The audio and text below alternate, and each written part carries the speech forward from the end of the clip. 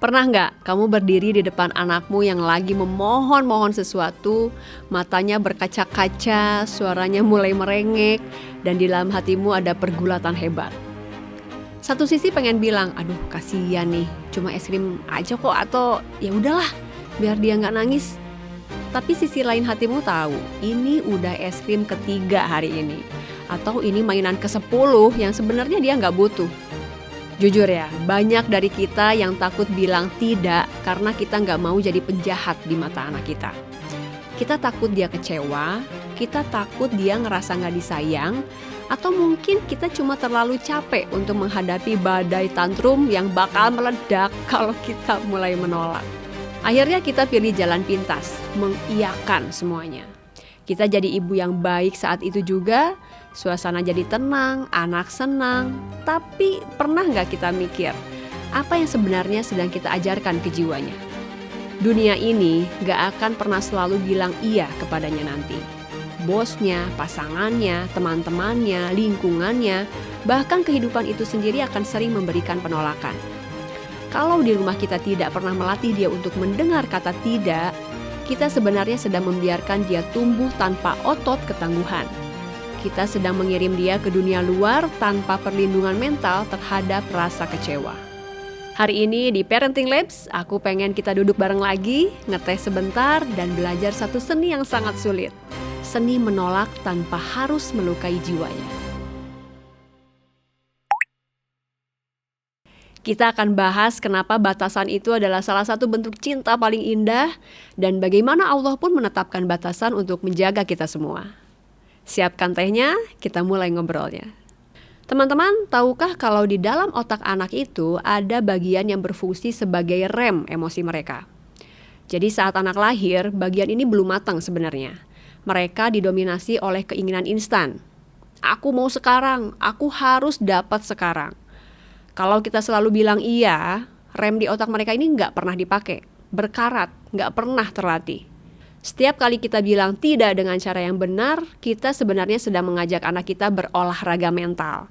Mereka belajar menahan diri, belajar mengatur rasa kecewa, dan belajar bahwa nggak semua keinginan harus jadi kenyataan saat itu juga. Ada penelitian terkenal namanya The Marshmallow Test. Anak-anak yang sanggup menunda makan satu marshmallow demi mendapatkan 2 marshmallow nanti, itu terbukti saat dewasa lebih sukses, lebih stabil emosinya, dan lebih tangguh menghadapi stres. Inilah yang disebut delay gratification, kemampuan untuk menunda kesenangan instan demi tujuan yang lebih besar. Saat kita menolak permintaan es krim ketiga atau mainan baru yang nggak perlu, kita nggak lagi pelit.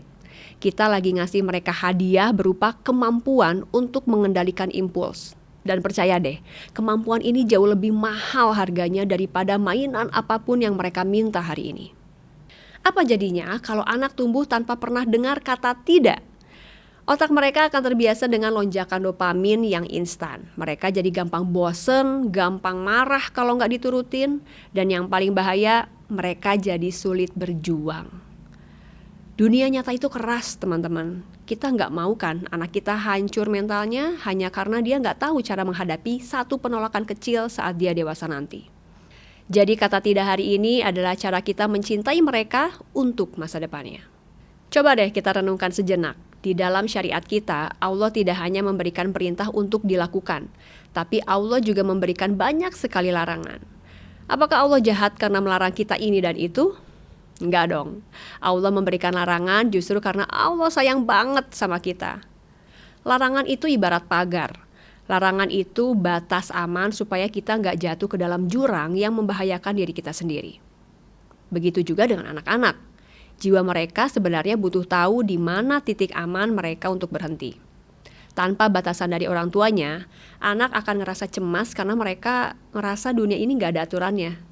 Menolak permintaan anak yang berlebihan atau yang gak baik untuknya adalah bentuk kita menjalankan amanah dari Allah. Kita adalah penjaga gerbang bagi fisik dan jiwa mereka. Kalau kita mengiyakan semua permintaannya hanya karena kita gak tega melihat mereka nangis sebentar, berarti kita sedang mendahulukan ego kita daripada kebaikan jangka panjang bagi amanah titipan Allah ini. Ingat, Cinta itu tidak selalu berarti menuruti. Cinta itu kadang berarti harus tega menarik tangan mereka dari api meskipun mereka lagi asik main sama api itu. Saat kita berani bilang enggak dengan tegas namun tetap tenang, kita sedang menunjukkan otoritas yang sehat. Kita sedang bilang, "Nak, ibu sayang sama kamu. Tapi ada aturan yang harus kita jaga bersama demi kebaikanmu." Anak-anak yang punya batasan jelas di rumah justru akan merasa lebih aman secara emosional.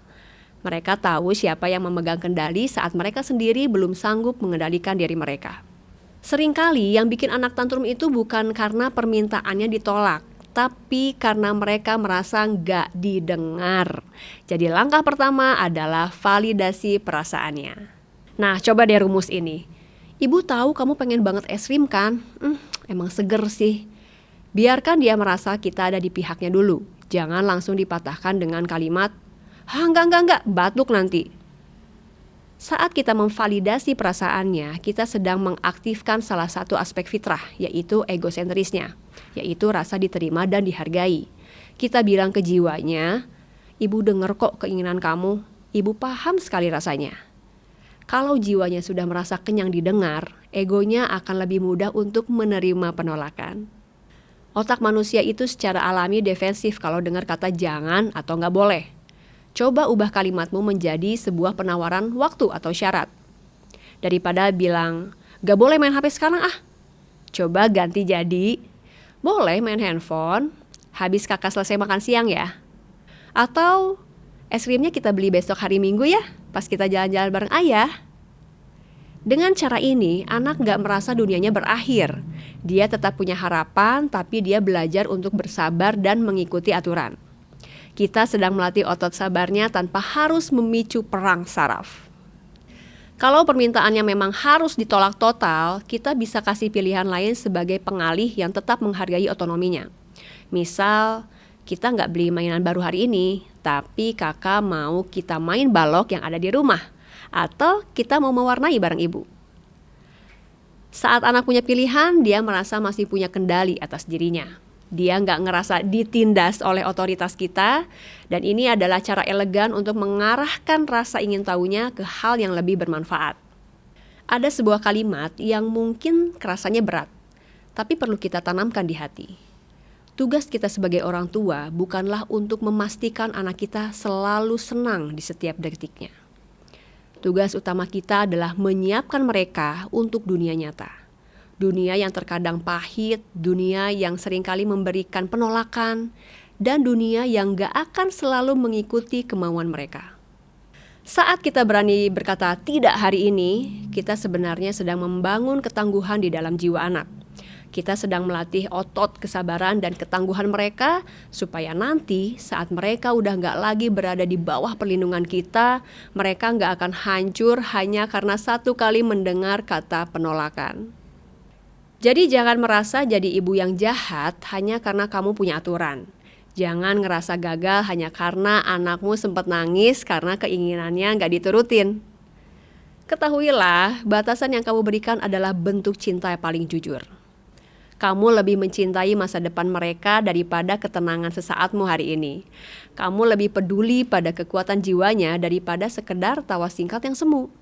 Biarkan mereka belajar kecewa di tanganmu, di pelukanmu yang aman. Supaya mereka tahu bahwa rasa kecewa itu bisa dilalui dan cinta ibu atau orang tua tidak akan hilang hanya karena sebuah permintaan yang gak bisa dipenuhi. Hari ini, yuk kita renungkan lagi. Sudahkah kita berani memberikan batasan yang penuh cinta itu hari ini? Sudahkah kita menjadi pelindung yang kokoh bagi masa depan mereka? Ada satu kalimat pertama yang wajib diajarkan ke anak, yang dimana kalimat ini juga kalimat terbaik kita sebelum wafat nanti. Apa itu? La ilaha illallah. Tidak ada Tuhan selain Allah. Sepenting itu ya kata tidak. Coba tulis di kolom komentar permintaan apa yang paling susah kamu tolak dari si kecil. Kita saling menguatkan di sana. Terima kasih sudah menemani ngeteh dan belajar bersama hari ini di Parenting Labs. Jaga keteguhan hatimu, jaga kelembutan bicaramu. Sampai ketemu lagi.